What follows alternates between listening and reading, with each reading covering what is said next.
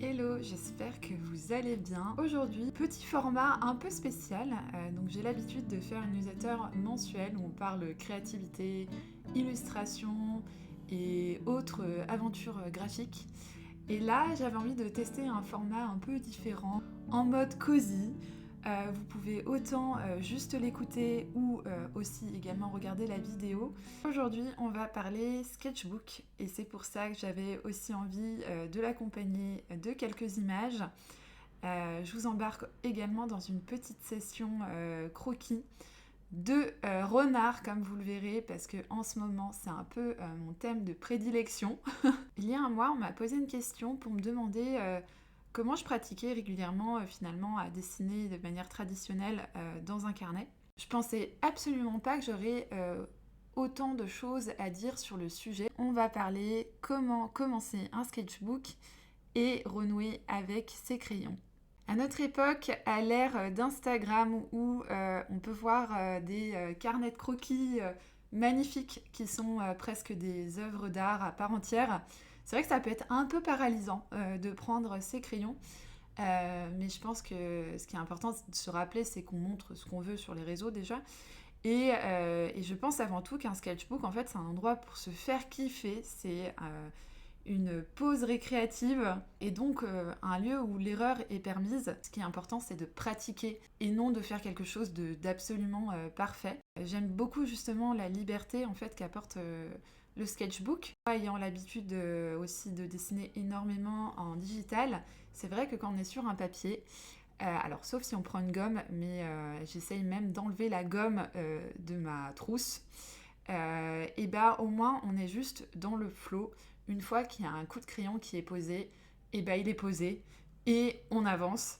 Et je pense que c'est aussi ça l'intérêt d'un sketchbook, c'est vraiment de faire les choses de manière assez spontanée, sur le vif, et ne surtout pas trop se prendre la tête. Maintenant, moi, ce que j'ai l'habitude d'utiliser comme outil, comme média, d'ailleurs, vous pourrez le voir dans cette vidéo, c'est un peu mon go-to.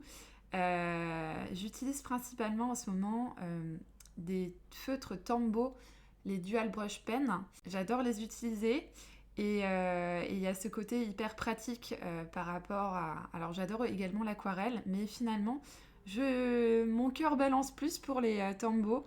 Et c'est vrai qu'ils ont un côté hyper pratique parce que justement, tu n'as pas besoin d'eau. L'année dernière, j'avais fait aussi également pas mal d'aquarelles. Mais en ce moment, je suis vraiment juste sur les Tombow. Et donc, ce que je fais, et c'est ce que vous pouvez voir dans la vidéo, c'est que je les utilise comme aplat pour dessiner la forme globale. Et ensuite, parce que moi, j'aime bien mélanger un peu les techniques. Comme on dit, j'aime bien le mix média. Je viens rajouter du détail avec juste un crayon de couleur tout simplement. Et j'aime beaucoup en fait la texture des crayons de couleur. Après, il y en a deux que j'utilise. Je vous mettrai tout, je pense, dans la barre d'infos. Il y a les Caran d'Ache, du coup, qui sont les Luminance de chez Caran d'Ache. Donc c'est celui qu'on voit dans la vidéo. En fait, ils ont des couleurs qui sont... ça se rapproche presque un peu de la pastel en termes de texture. C'est assez gras. Et pour le coup, ils portent bien leur nom. Les couleurs sont hyper lumineuses. Mais sinon, en crayons de couleur qui sont très bien et qui sont aussi un peu moins chers, et je les adore, et qui fonctionnent très bien aussi par-dessus du Tombow, ce sont les Faber-Castell Polychromos. Et j'en ai une boîte entière, donc là c'est vrai que j'ai un peu plus de choix de couleurs, donc c'est plutôt pratique. Après, je pense quand on vient choisir ces outils, ce qui est important, c'est aussi, alors déjà pareil, comme d'habitude, ne pas se mettre la pression. Ce qui est le plus important, c'est de commencer à crayonner. Et pour les choisir, je pense que ce qui est intéressant, c'est d'aller voir chez des artistes qu'est-ce qu'on aime chez eux et voir en fait quels outils ils utilisent et peut-être du coup venir s'inspirer de leur trousse pour pouvoir créer la sienne. Typiquement, moi j'aime bien les choses assez épurées, donc ça va pas être forcément le style de tout le monde. J'aime quand les traits sont épurés, j'aime également quand la palette de couleurs est épurée. Ce que j'adore, c'est les couleurs en majeur. Par exemple, un bleu proéminent si je dessinais un paysage et que je rajoute juste une pointe de couleur complémentaire, donc typiquement par exemple un rouge ou un rose qui vient en fait attirer notre attention en fait dans l'illustration. Donc je sais que moi j'adore soit les monochromes, soit deux couleurs mais avec une en majeur fortement. Pour ce qui est du carnet, et c'est celui que j'utilise aussi dans la vidéo, alors j'en ai vraiment testé beaucoup, mais ça y est, je pense que j'ai trouvé le carnet qu'il me fallait et que je suis vraiment complètement fan. Ce sont les carnets de chez Peace Supply. Ce que j'adore, c'est la façon dont ils sont reliés. Ça permet d'avoir des carnets très plats parce que je ne sais pas si vous avez le même problème, mais parfois les carnets ne sont pas plats parce que la reliure fait que on doit tenir sa page et elle remonte directement. Après, ce qui peut être bien, c'est d'avoir des petits clips et ce qui permet que le carnet reste plat. Mais j'aime bien ce côté ultra pratique où on n'a même pas besoin de rajouter un clip, le carnet de base est plat. Deuxième chose, c'est le papier qui est assez épais et utilisant des Tombow, ça peut avoir tendance à transpercer sur du papier assez fin. Et là, vraiment, je trouve qu'en plus, la couleur des Tombow ressort énormément sur ce papier. Donc, c'est un bonheur. C'est peut-être pas, par contre, à savoir, c'est pas les carnets les moins chers. Donc, si vous avez pour objectif vraiment de crayonner à max et du coup, parfois, ça peut être un peu paralysant d'utiliser des carnets qui sont un petit peu plus...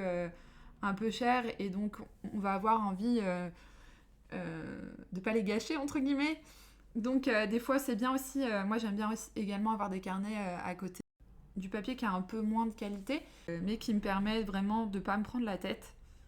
Ce que j'adore également, le troisième point que j'adore dans ce carnet, après ça dépend du modèle que vous choisissez, mais ceux-là c'est les Kabosu. Le modèle et ce que j'adore c'est que c'est un format qui est petit mais ça c'est vraiment propre à chacun. Moi je sais que j'aime bien dessiner dans un format plutôt petit parce que ça va me permettre d'aller à l'essentiel et ça rejoint ce que je disais juste avant, c'est que moi j'aime bien quand le style est assez épuré, simple et le fait de dessiner sur un format petit ça va inviter à aller à l'essentiel et à ne pas rajouter trop de détails. Alors j'aime bien en rajouter un petit peu, par exemple les poils du renard, évidemment ses yeux, mais j'aime bien ne pas faire forcément du réalisme et je trouve qu'un format petit invite énormément à ça. Donc voilà, pour les outils que j'utilise principalement en ce moment, parce que ça varie, faut vraiment voir en fonction du coup de ce qu'on a envie de dessiner, du style qu'on a envie de faire. Après, on m'avait posé aussi comme question quoi dessiner. Et pareil que pour les outils, je pense que ce qui est intéressant, c'est de voir par quoi on est attiré.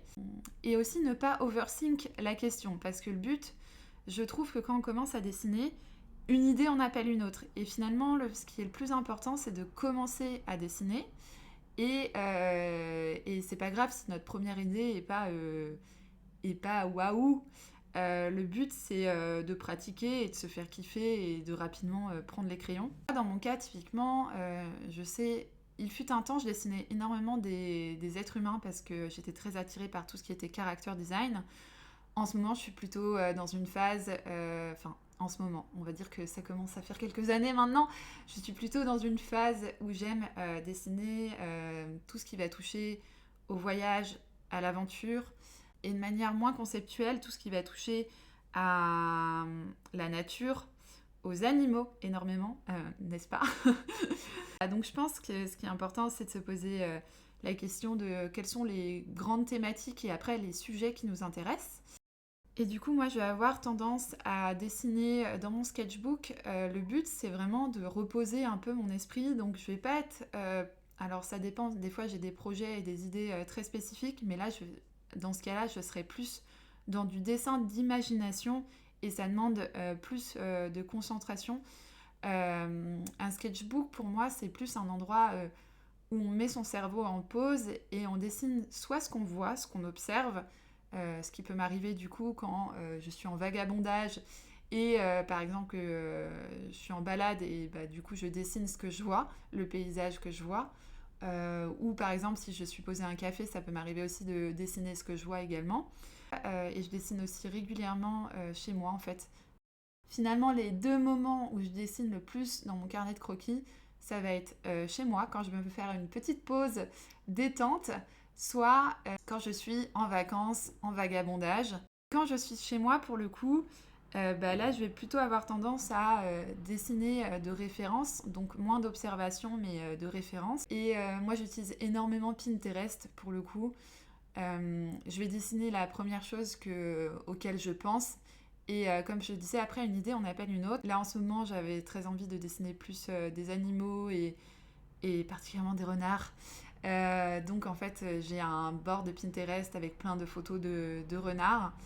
Après, ce qui est intéressant, je trouve que en sketchbook, le but, ça va être un peu de nourrir sa bibliothèque mentale.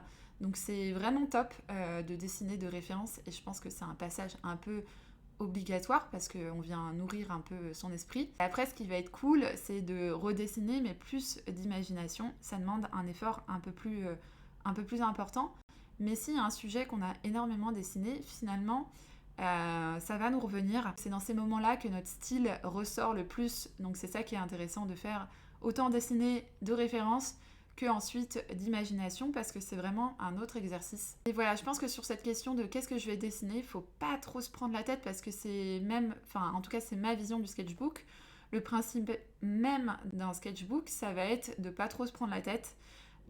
Donc on dessine la première chose qui nous donne envie, peu importe si ça fait sens. Ce qui est important aussi, c'est de travailler son œil et je trouve que c'est ça qui est intéressant aussi dans un sketchbook. Et pour trouver des idées de sujets à dessiner, je pense que j'aurais encore plein d'autres conseils, mais je vais un peu m'écarter après du sujet du jour.